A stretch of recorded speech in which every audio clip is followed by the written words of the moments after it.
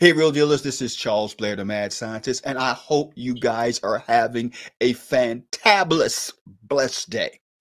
The reason why I am here today is to show you a strategy that I know many of you have heard of, but may not be quite knowledgeable on how to find or execute this strategy that I've never shared with anyone before. So you're definitely going to want to pull up a seat for the next 2 minutes and take a look at what I'm about to show you. On my actual computer screen, you're seeing a mirror of what's on my cell phone. And this isn't any kind of still image. As a matter of fact, when I flick through my phone, you actually see the mirroring of that on the actual computer screen.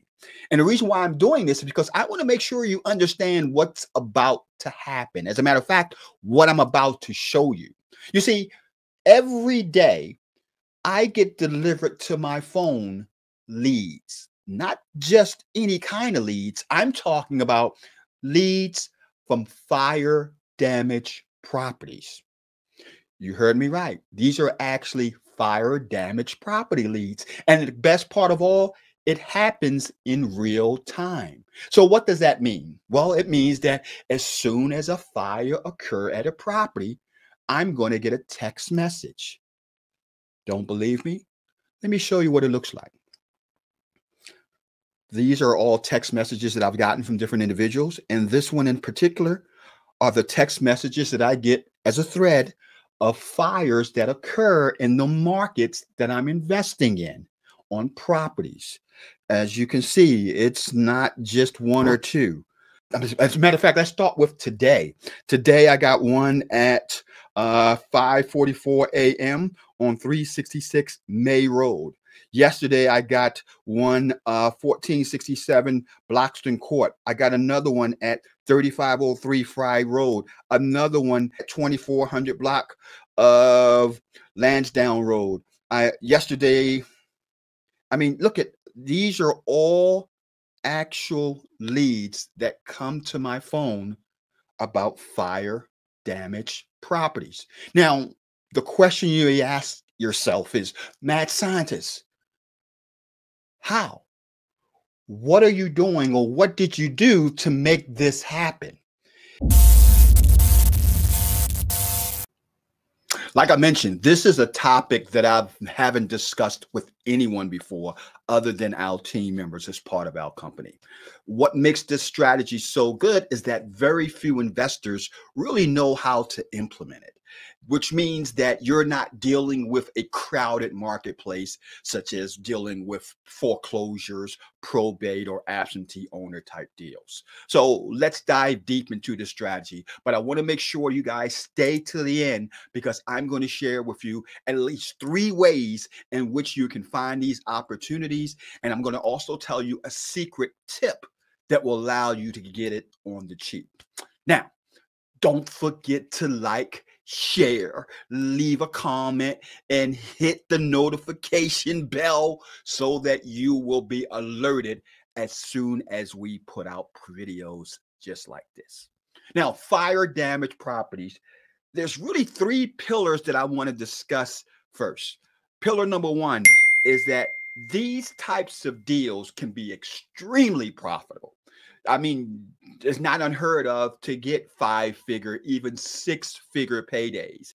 Number 2, a lot of these properties have fire insurance on the properties, which means that the owner of the property, based on the actual insurance writer, have a certain amount of time in order to make a decision on whether or not they're going to fix the house up or they're going to sell the property. And that's generally written in a rider. There's a limitation on how long they can make that decision, which means you as the investor can have a great opportunity to get these deals if you come in early enough after the fire has happened. And number 3, there's usually not that much emotional attachment. You got to understand that when a property catches on fire, a lot of the emotional attachment goes out the window, because the people who have that type of situation has that thought of their property being on fire, that thought of, man, this place isn't our home now. Let's move somewhere else, which means opportunity can be abound. Now let's dive in and talk about how do you find these types of deals. Now let's go ahead and do a search for Baltimore County Fire Department.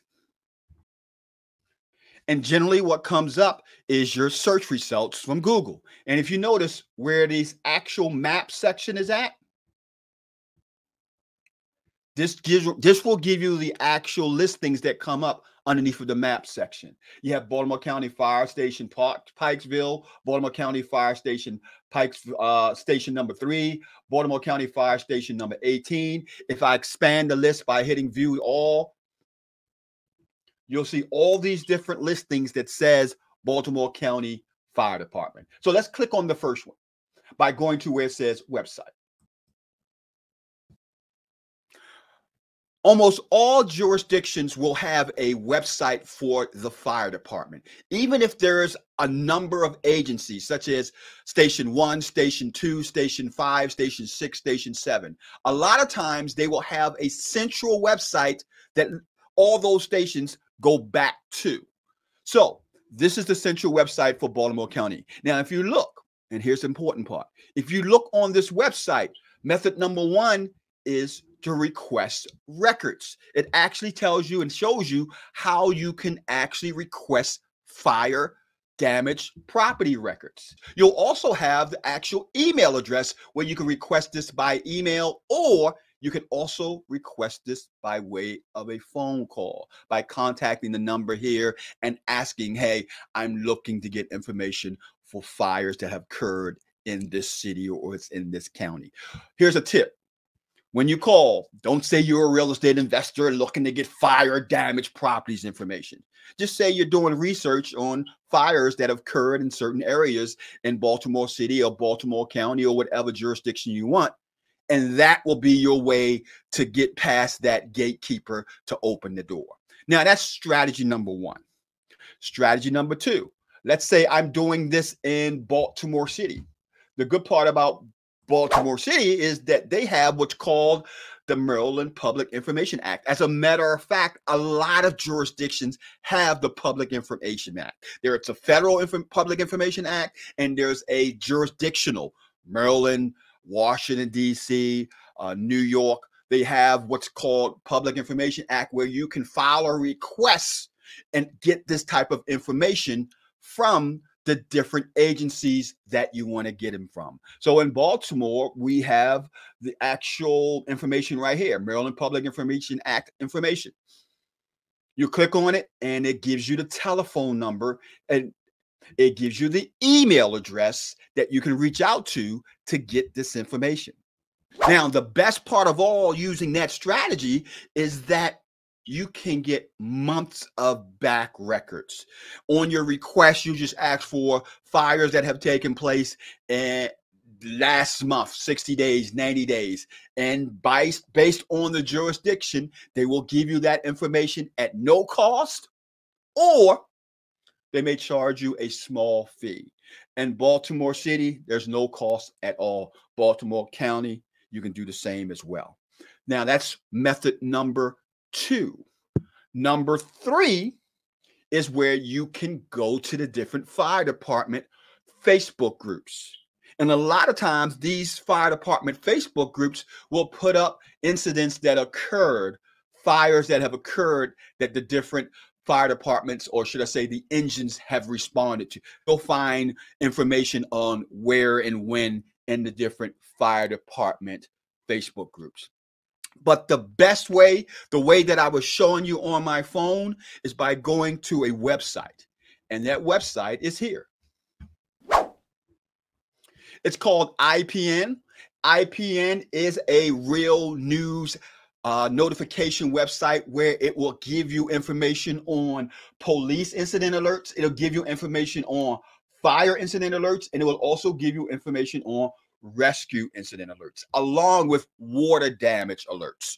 Now, what makes this so powerful is the fact that the way that they give you the information is by way of text.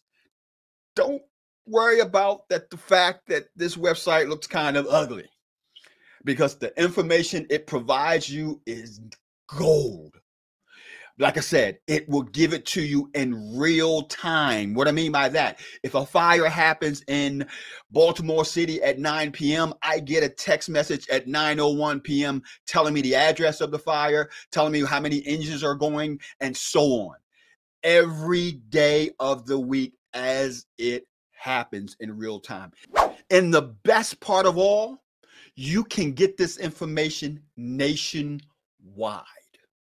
So if you're in virtual wholesaling, you can get it in Pittsburgh, you can get it in New York, you can get it in Washington, you can get it in Virginia. The cost to get this information to you on a 3-month period is $29.